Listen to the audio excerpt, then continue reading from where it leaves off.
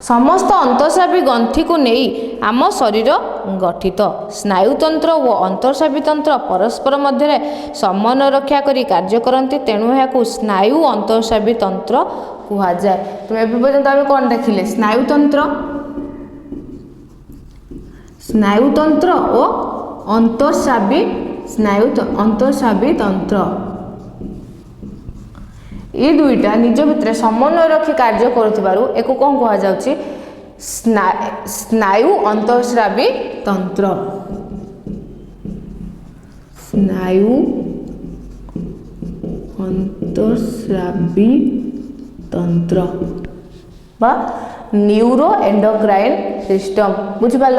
तो स्नायुतंत्र अंतःस्रावी तंत्र समन्वय रक्षा करी परस्पर मध्य कार्य करिबारु ताको कोन कहा जाउछि स्नायु अंतःस्रावी तंत्र। तुम बुक रे चित्र देछि देखो, चित्र 5.9 मु रफली देखौछि, देखो चित्र नंबर 5.9 हमर अंतःस्रावी ग्रंथि आम शरीर रे केउठी केउठी अछि।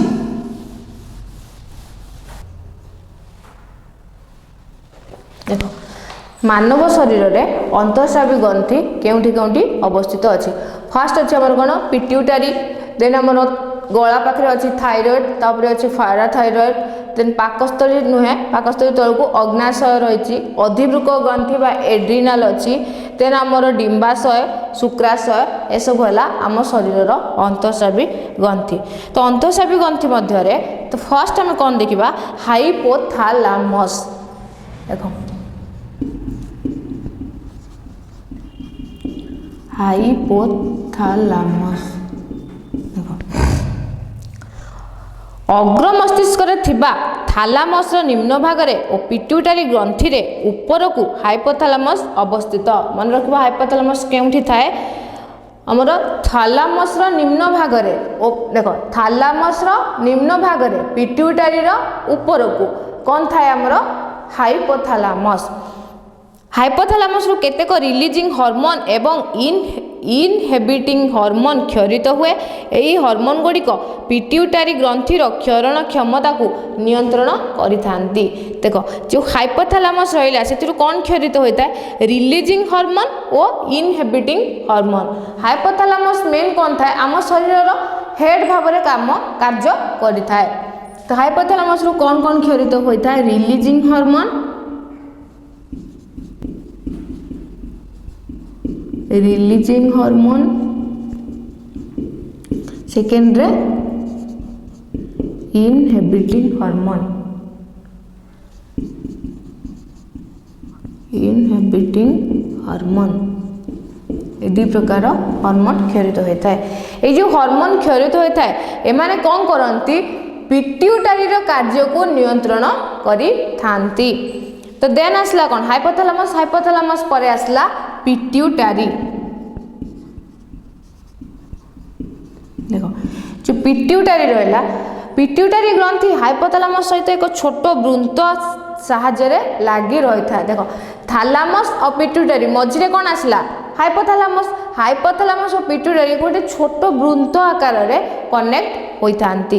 यह सहित यही ग्रंथि दुईटी पृथक खंड को नहीं गठित कौन कौन एडिनो हाइपोफाइस न्यूरो हाइपोफाइस। मन रखिबो कौन कौन एडिनो हाइपोफाइस और न्यूरो हाइपोफाइस। जेमिति आमर गोटे राज्य रे राजा थाए और मंत्री थाए। राजा कौन थाए हेड थाए किंतु कार्य किए करे पिट्यूटारी करथाए। सेमिति आम शरीर रे हाइपोथालामस हेउची राजा, मंत्री भाव में किए कार्य करुची पिट्यूटारी। तो हाइपोथालामस परामर्श रे पिट्यूटारी सबु कार्य को सुरक्षित भाव में संपादित करिथाए। तो तांकर संपर्क केमिति राजा मंत्री संपर्क परि।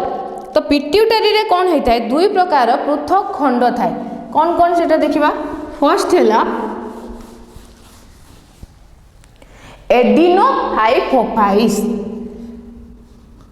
एडिनो हाइपोफाइस।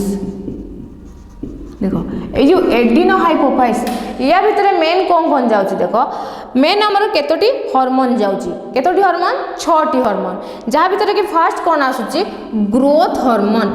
देखो कौन आसुची ग्रोथ हार्मोन, आम जो गोटे छोट पिला को देखुचे कौन कहे यार ग्रोथ होती कि यार डेभलपमेंट होती तो से जो ग्रोथ आम केमी कहे आम जहाँ आखिरे देखे जे से शरीर ता शरीर मोटा हो कि डेंगा हो एमती देखिले आम कौन कहे यार ग्रोथ है पिलाटार ग्रोथ है तो सी कौन गोटे शरीर वृद्धि को किए नियंत्रण करता है यही ग्रोथ हार्मोन नियंत्रण करता है कौन नियंत्रण करे शरीर वृद्धि वृद्धि नियंत्रण करता है। देन सेकेंड देख बाल्यावस्था यही क्षरण कम हेले व्यक्तिर बामन प्राय शरीर होता है जदि छोट बेले बाल्यावस्था यही हार्मोन कम क्षरण हम तो पिलाटी बामन होता है बा गेड़ा होता है ताकू कौन कह जाए बामनता मन रखिब बामनता किंतु जेते बेले यार क्षरण अधिक हो जाए ताकू कौन कह अति कायत्व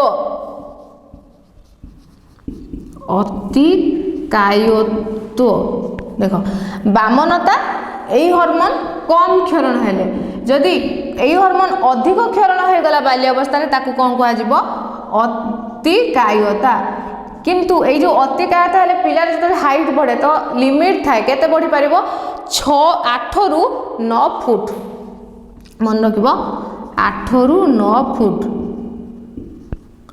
जितेबाला ग्रोथ हार्मोन अधिक मात्रा रे क्षरण होता है बाल्यावस्था पिलाटी अति कायत्व परिणत होता है जोटा कि लिमिट केते हो पार 8 रु 9 फुट हो पार जदि बाल्यावस्था कम क्षरण है तो पिलाटी कौन हम बामनतार स्वीकार हम बा गेड़ा हम।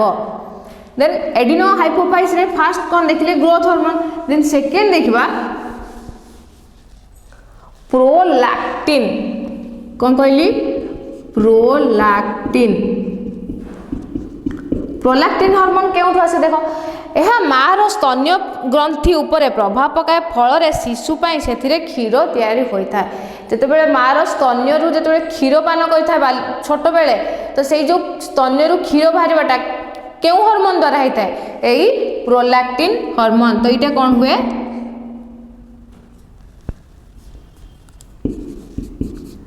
स्तन्य ग्रंथि उपरे प्रभाव पकाई थाए स्तन्य ग्रंथि उपरे किए प्रभाव पकाए प्रोलैक्टिन कि तुमको क्वेश्चन आसो पिला माँ पाखर क्षीर खाई थाए क्यों हार्मोन प्रभाव फल क्यों हार्मोन प्रोलैक्टिन देन तापरे आसला फॉलिकल स्टिमुलेटिंग हार्मोन बा FSH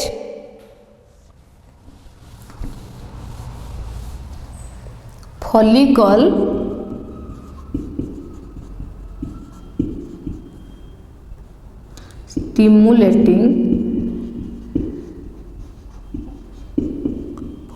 stimulating hormone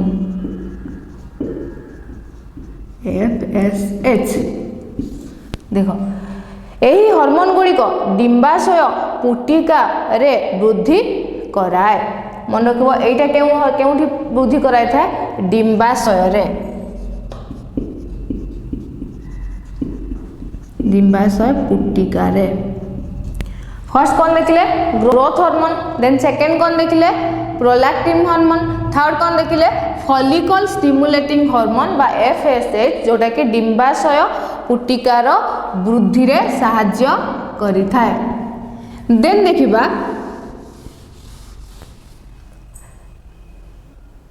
luteinizing hormone बा LH luteinising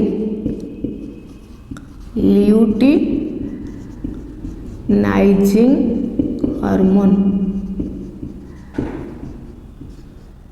LH luteinizing hormone यह डिम्बोदय कराई डिम्बाशय डिम्बाणु बाहर करिबारे सहायक होता है यहाँ कौन हेल्प करे जो डिम्बाशय डिम्बाणु बाहर को बाहर डिम्बोदय जो ओभल्यूशन हैला परे जितेबाला डिम्बटा बाहर को आसे डिम्बाशय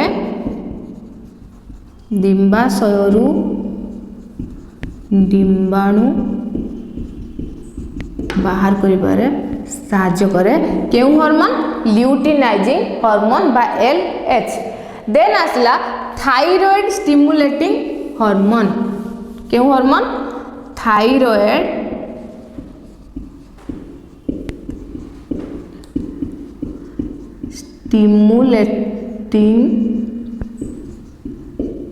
हार्मोन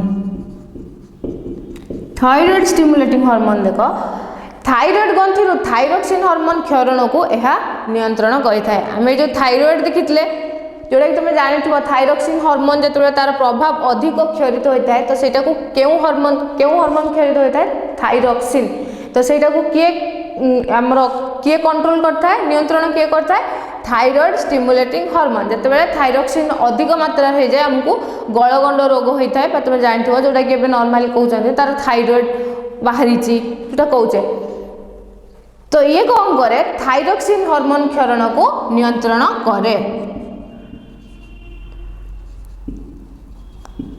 थायरोक्सिन हार्मोन नियंत्रण करता है थायरोक्सिन हार्मोन क्षरण को नियंत्रण करता है बुझिपाल देन क्या आसला एडिनोकॉर्टिकोट्रोफिक हार्मोन बा ACTH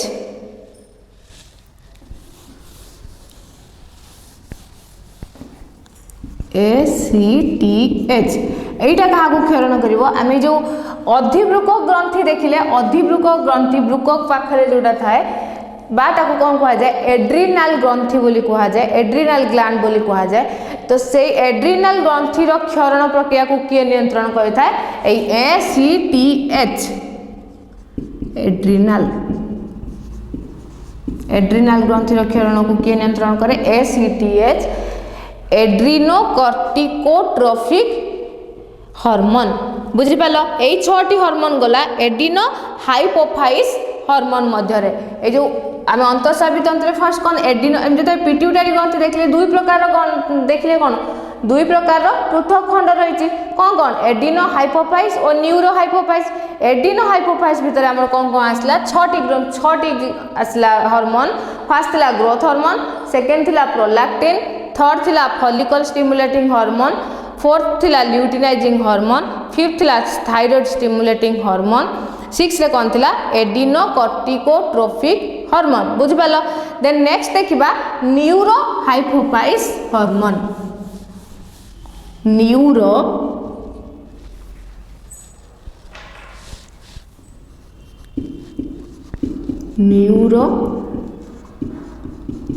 हाइपोफाइस हार्मोन न्यूरो हाइपोफाइस देखो न्यूरो हाइपोफाइस भितर मेनली आसी था आमर ऑक्सीटोसिन और भासोप्रेसिन फर्स्ट कौन आसी था ऑक्सीटोसिन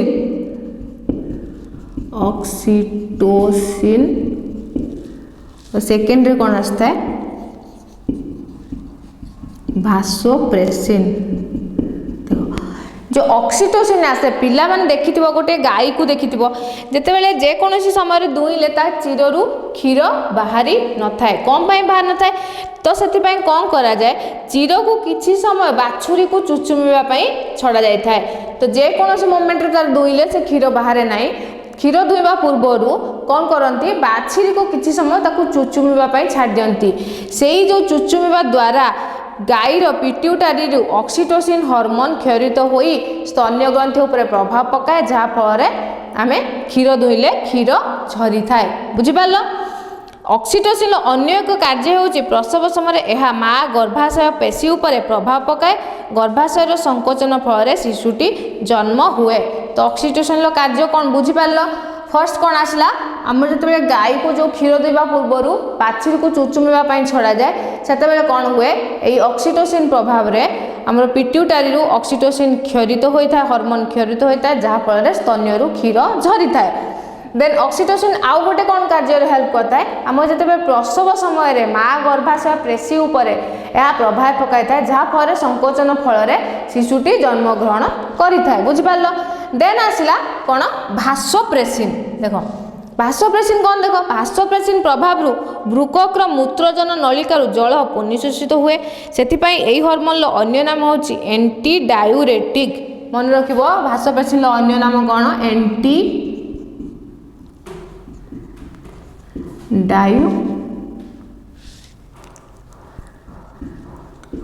डायूरेटिक भासोप्रेसिन अन्य नाम कौन एंटी डायूरेटिक এটা কোথায় হেল্প করଥାଏ বୃକକର ମୂତ୍ରଜନ ନଳିକାରୁ ଜଳ ପୁନଃଶୋଷିତ ହେବାରେ।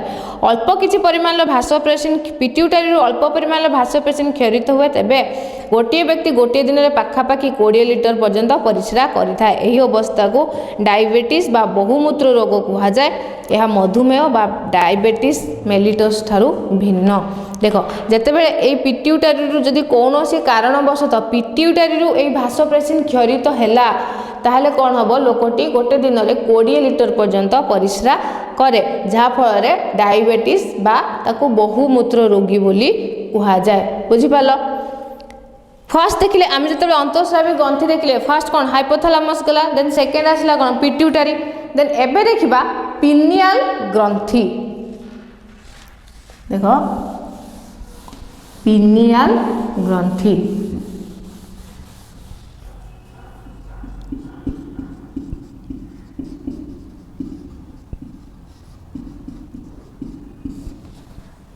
এই পিনিয়াল গ্রন্থি কেউঠি অছি অগ্র মস্তিষ্কর ছাতরে রয়েছে। এর আকার অত্যন্ত ছোট, ওজন মাত্র 150 মিলিগ্রাম। যেটা মস্তিষ্ক পড়াইলি মু অগ্র মস্তিষ্ক দেখাইলি, তো অগ্র মস্তিষ্ক মধ্যে কোণ হচ্ছে অগ্র মস্তিষ্কর ছাত ভাবে কিয়ে রয়েছে এই পিনিয়াল গ্রন্থি রয়েছে, যেটা কি অতি ছোট, তার ওজন মাত্র 150 মিলিগ্রাম। এর কোণ হুয়ে মেলোটোনিন নামক হরমোন ক্ষরিত হয়ে থাকে। মনে রাখব পিনিয়াল গ্রন্থি কেউ হরমোন ক্ষরিত হয়ে থাকে? মেলাটোনিন।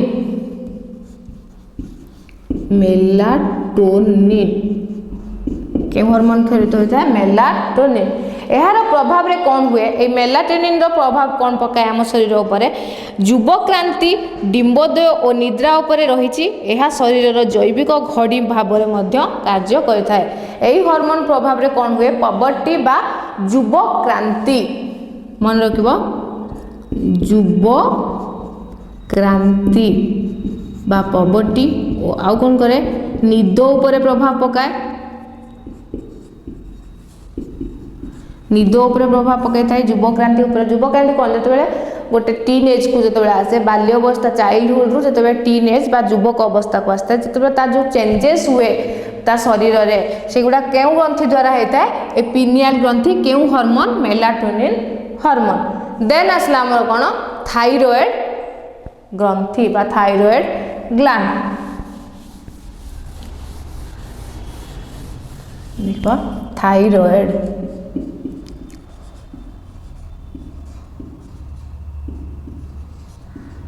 থাইরয়েড রু মু ফার্স্ট কই সারিছি থাইরয়েড রু কেউ হরমোন ক্ষরিত হয়ে থাকে? থাইরক্সিন। থাইরয়েড কেউটি থাকে? বেকর তল ভাগরে। দেখ বেকর তল ভাগরে থাইরয়েড আছে। বেকর তল ভাগরে শ্বাসনলীর উভয় পটরে ঠিক স্বর পেটিকার পছকু রয়েছে থাইরয়েড। এর মুখ্যতঃ কেউ হরমোন ক্ষরিত হয়ে থাকে? থাইরক্সিন। থাইরক্সিন হরমোন ক্ষরিত হয়ে থাকে। ଏହା ଶରୀରର କୋଷର ଅମ୍ଳଜାନ ବିନିଯୋଗ କ୍ଷମତାକୁ ବୃଦ୍ଧି କରିଥାଏ। କେଉଁଥିରେ କରିଥାଏ? କୋଷରେ ଅମ୍ଳଜାନ କ୍ଷମତାକୁ ବୃଦ୍ଧି କରିଥାଏ। ଦେନ୍ ଶରୀରରେ ଅଧିକ ଶକ୍ତି ସୃଷ୍ଟି ହୁଏ। ଏହା ମଧ୍ୟ ବେଙ୍ଗ ଫୁଲାର ରୂପାନ୍ତରଣ ପ୍ରକ୍ରିୟାରେ ମଧ୍ୟ ସାହାଯ୍ୟ କରିଥାଏ। এই যে থাইরক্সিন হরমোন, বেঙ্গ জানিথিব গোটে উভয়চর প্রাণী, তো তার গোটে বেঙ্গ ফুলা অবস্থা থাকে যেটাকে মেটামরফোসিস বলি কুহযায়। তো সেইথিরে যে তার রূপান্তরণ কার্যরে কিয়ে হেল্প করে? এই থাইরক্সিন হরমোন সাহায্য କରିଥାଏ। থাইরয়েড বুঝিপাল? দেন দেখিবা পারাথাইরয়েড।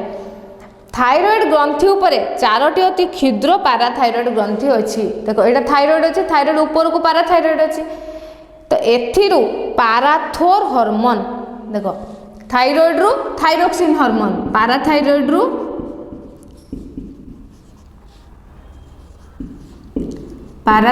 রু কোণ হুয়ে?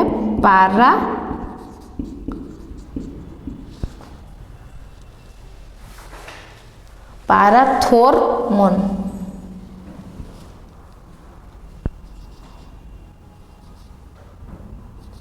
পারাথোরমোন হরমোন ক্ষরিত হয়ে থাকে। পারাথোরমোন রক্তরে ক্যালসিয়াম ও ফসফরসর পরিমাণ স্থির রাখবারে সাহায্য করে থাকে। যেমনি থাইরক্সিন কোষর অম্লজান বৃদ্ধিরে সাহায্য করুচি, তো ପାରାଥର୍ମୋନ କ'ଣ କରେ ଆମର କେଉଁଥିରେ ସାହାଯ୍ୟ କରେ ରକ୍ତରେ କ୍ୟାଲସିୟମ ଓ ଫସ୍ଫରସର ପରିମାଣକୁ ସ୍ଥିର ରଖିବାରେ କେଉଁଥିରେ ରକ୍ତର କ୍ୟାଲସିୟମ ଓ ଫସ୍ଫରସ ର ପରିମାଣ ସ୍ଥିର ରଖିବାରେ ସାହାଯ୍ୟ କରିଥାଏ ମନେ ରଖିପାରିଲ। ଦେନ୍ ଦେଖିବା ଏଡ୍ରିନାଲ ଗ୍ରନ୍ଥି तो पाराथायरॉइड थायरॉइड बुझी पाल देन कौन आसला आमर आउ गोटे अंतःस्रावी ग्रंथि एड्रिनाल ग्रंथि बा अधिवृक्क ग्रंथि मध्य ताकू कहा जाए एड्रिनाल।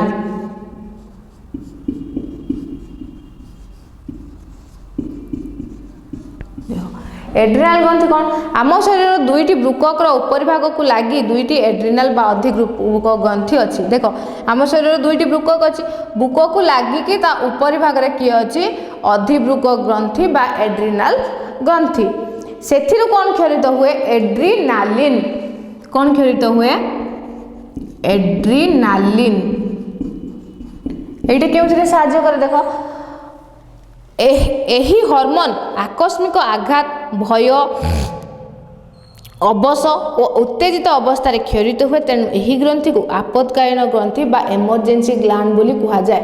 आम जिते कौन से कारण भयभीत हो गले आश्चर्य हो गले किंबा उत्तेजित हो गले आघात लगिले कौन सी एक्सीडेंटल आघात लगिले तो आम शरीर क्यों हार्मोन क्षरित होता है मन रखब इम्पोर्टाट यहाँ क्यों हार्मोन क्षरित होता है एड्रिनालिन क्यों ग्लैंड रू एड्रिनाल ग्लैंड रू तो ताकू कौन कहा जाए इमरजेंसी ग्लैंड बा आपातकालीन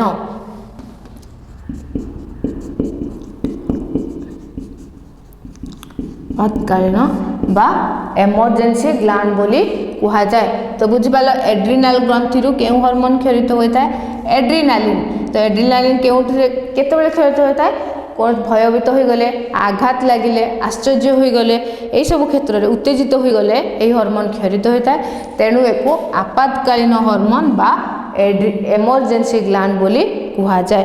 देन आसला आमर कौन अग्नाशय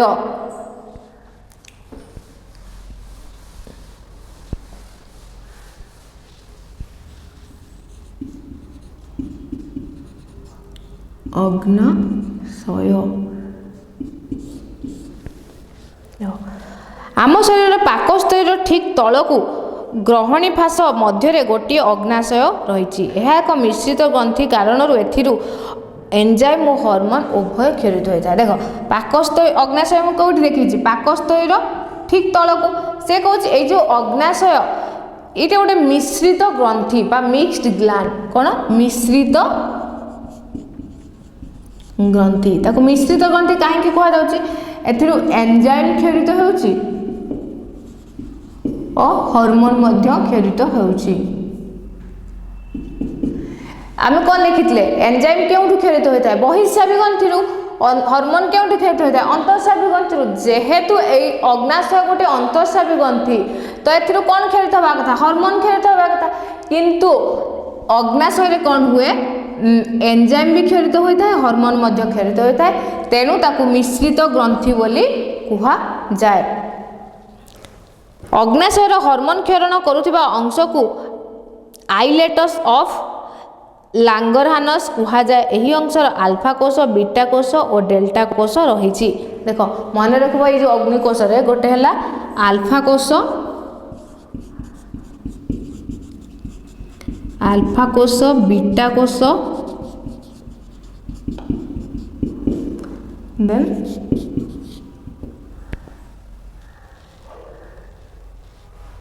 डेल्टा कोष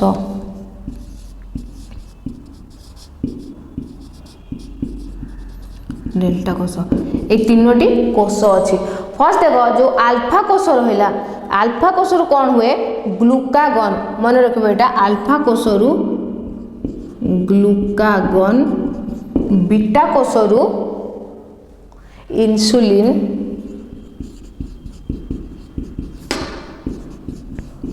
और डेल्टा कोष रु सोमाटोस्टैटिन सोमाटोस्टैटिन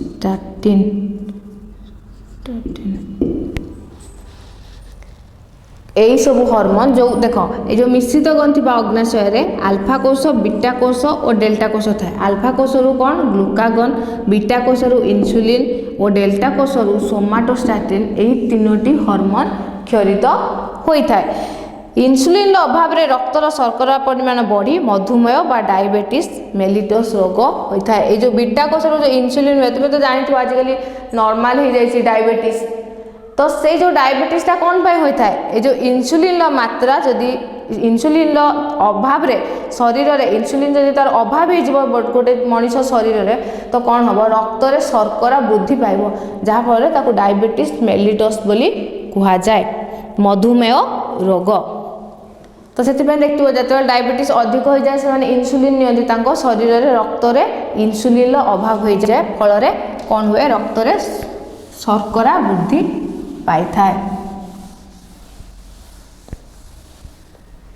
देन देखिए शुक्राशय और डिम्बाशय। फर्स्ट आसला शुक्राशय।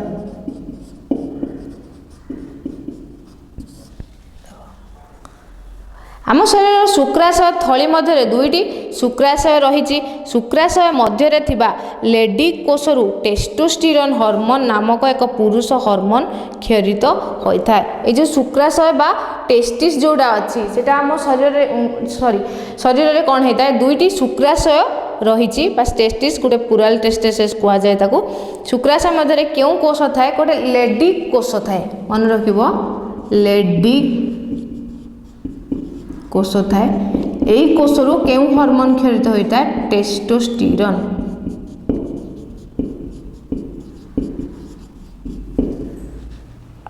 टेस्टोस्टेरोन ये जो टेस्टोस्टेरोन यहाँ गोटे पुरुष हार्मोन पुरुष मान क्षेत्र में यही हार्मोन क्षरित होता है।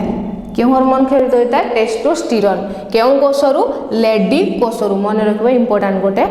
युवक्रांति समय टेस्टोस्टेरोन प्रभाव रे बालक शरीर में पुरुष गौण लिंगीय लक्षण मान देखा जाए यथा से निश दाढ़ी उठी थाए। ये जो टेस्टोस्टेरोन हार्मोन जितेबाला युवक अवस्था थांती सेतेबाला ये हार्मोन क्षरित होता है पुरुष हार्मोन यार प्रभाव रे गोटे युवक अवस्था को गोटे पिला आसिले बालक आसिले पो पिला आसिले तार निश दाढ़ी उठी थाए बा लिंगीय गौण लिंगीय लक्षण देखा जाए।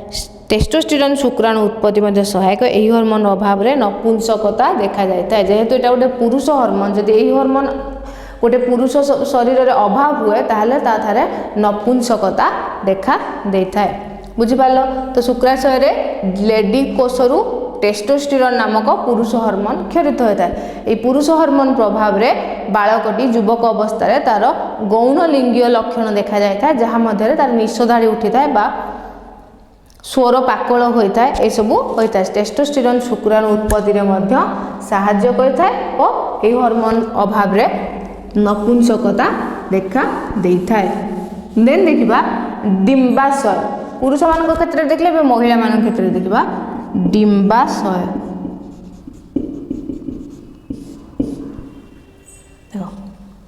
स्त्री शरीर उदर गहर निम्न अंश एक जोड़ा डिम्बाशय रही। डिम्बाशय इस्ट्रोजेन और प्रोजेस्टेरोन देख स्त्री शरीर कौन अच्छी आमर उदर गहर ठारे उदर गहर कौन अच्छी डिम्बाशय गोटे जोड़ा डिम्बाशय रही। ये देख गोटे जोड़ा एपटे गोटे जोड़ा डिम्बाशय अच्छी तो से क्यों हार्मोन क्षरित होची इस्ट्रोजेन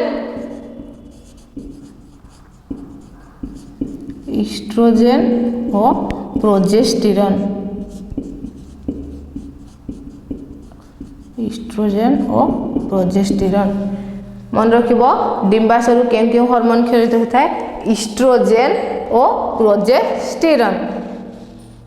इस्ट्रोजेन हार्मोन प्रभाव में बालिका मानक शरीर में स्त्री गौण लिंगीय लक्षण देखा जाए। प्रोजेस्टेरोन हार्मोन डिम्बोदय पर डिम्बाशय क्षरित होता है।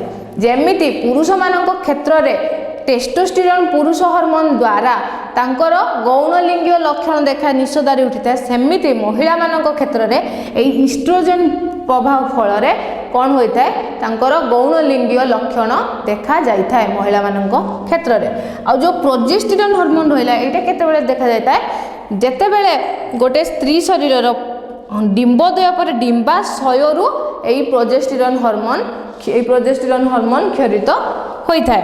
गर्भधारण यही गुरुत्वपूर्ण भूमिका थिबारु एहाकु गर्भावस्थार हार्मोन कहा जाए। ये जो प्रोजेस्टेरोन डिम्बाशय जो जात हुए गर्भ देख जो गर्भधारण समय प्रेगनेंसी समय यही हार्मोन भूमिका गुरुत्व थाए तेणु ताको कौन कहा जाए गर्भाशय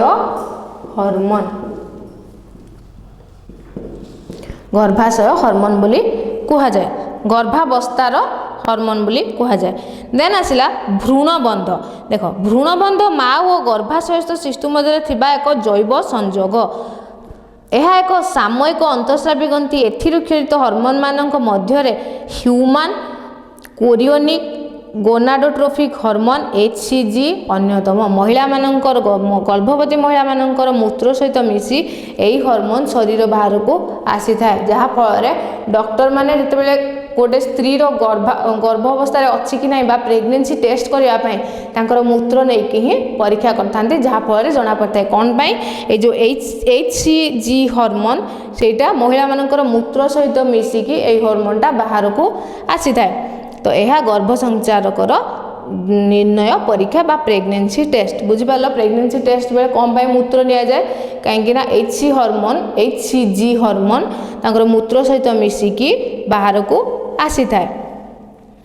देन हार्मोन क्षरणर नियंत्रण व्यवस्था कौन रही आम शरीर बाह्य परिवेश सब बेले बदलुची देख आम बाह्य परिवेश बदलुची कि ना केतेबेले गरम होउची केतेबेले वर्षा होउची केतेबेले शीत होउची परिवेश बदलुची किंतु समस्थिति व्यवस्था द्वारा शरीर अंत परिवेश सबु समय बजाय रही है कौन पाई समस्थिति जमीती कि जितेबाला आमको गरम हुए तो आम शरीर कौन हुए झाड़ बहे झाड़ बहवा फल आम शरीर को ठंडा लगे कि जिते ठंडा लगे शीत पड़े परिवेश जिते शीत थाए से आमको कौन आम देह कुंकुरी उठे बा ठंडा लगे आमको तो सी कौच अंतःस्रावी गुड़िक मध्य समन्वय बजाय रखिए काम कर संभव हो उदाहरण रक्त में थायरक्सिन हार्मोन परिमाण कमिगले यही वार्ता हाइपोथैलेमस निकट में पहुँचे एथिरु तुरंत थायरक्सिन हार्मोन क्षरित हुए एवं यार प्रभाव में पिट्यूटरी स्टिमुलेटिंग हार्मोन थायरॉइड ग्रंथि को थायरक्सिन हार्मोन तैयारी करने को आदेश दिए रक्त में थायरक्सिन हार्मोन परिमाण आवश्यक बा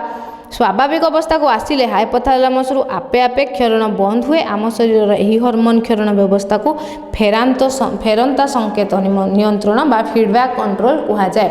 देख जो अंतःस्रावी ग्रंथि मानक मध्य समन्वय केमिति रहउची जेतेबेले आम शरीर रक्त में थायरक्सिन हार्मोन परिमाण कमिगला तो कौन हम सांगे सांगे मुझे कौन कही आम मुख्य किए हाइपोथैलेमस सांगे सांगे हाइपोथैलेमस निकट को वार्ता जीव हाइपोथैलेमस जिते मुझे पढ़ी हाइपोथैलेमस दुई प्रकार हार्मोन कही रिलीजिंग हार्मोन और इनहेरिटिंग हार्मोन तो जिते बड़े रक्त में थायरक्सिन परिमाण कमिजिव तो हाइपोथैलेमस कौन हम सांगे सांगे रिलीजिंग हार्मोन क्षरित हेब तो जे पर्यंत रक्त में थायरक्सिन परिमाण नॉर्मल न होइछि नियंत्रण न होइछि तो से पर्यंत हाइपोथैलेमस रिलीजिंग हार्मोन क्षरण हो जिते बड़े थायरक्सिन परिमाण स्थिर होते हाइपोथैलेमस रिलीजिंग हार्मोन आपे आपे क्षरण बंद हो तो ये जो आम शरीर ये जो हार्मोन व्यवस्था को कौन कहा जाए फेरंता संकेत मन रख कौन कहा जाए फेरंता संकेत बोली कहा जाए बा फीडबैक कंट्रोल टोटाल बुझीपाल आम शरीर नियंत्रण समन्वय